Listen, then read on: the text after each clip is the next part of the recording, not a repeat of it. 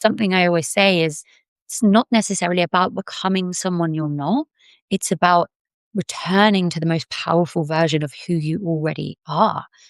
Before the world taught you to shrink yourself, that you're not good enough, that you need to minimize yourself. It's like everything we need is within us. And we're born as these like open vessels for creativity, for love, for care, for kindness, for community.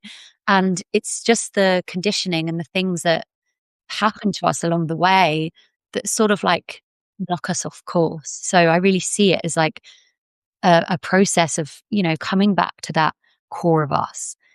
And I think the illusion of separation is like one of the biggest illusions that we've all kind of bought into. It's this idea that we have to chase things outside of ourselves. When I'm making X amount of money, then I'll feel good. Yeah. When I have this job title, then I'll feel happy. Then I'll be satisfied. And I think so often we chase and strive after these goals and we get them. And I see this a lot in the coaching space. People achieve the goal they've been working towards their whole life, and then they feel completely flat and empty and like dead inside. And it doesn't give them the feeling that they thought they were going to get. And I think that's because you're not actually chasing the thing.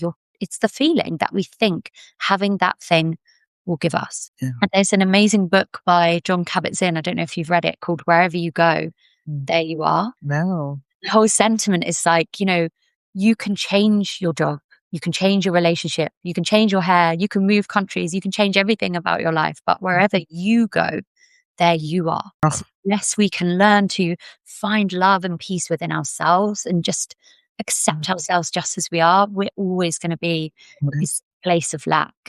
But I think, everything we want and need is here. It's in the body, it's in the breath, and we are always just one breath away from a completely different experience of life. Wow, that's really, really powerful, because I think so many people feel like they're a problem to solve, and actually accepting themselves as they are is a beautiful thing. It really is. And I think it has a profound ripple effect. I think often we're taught that it's selfish to look after ourselves and prioritize ourselves.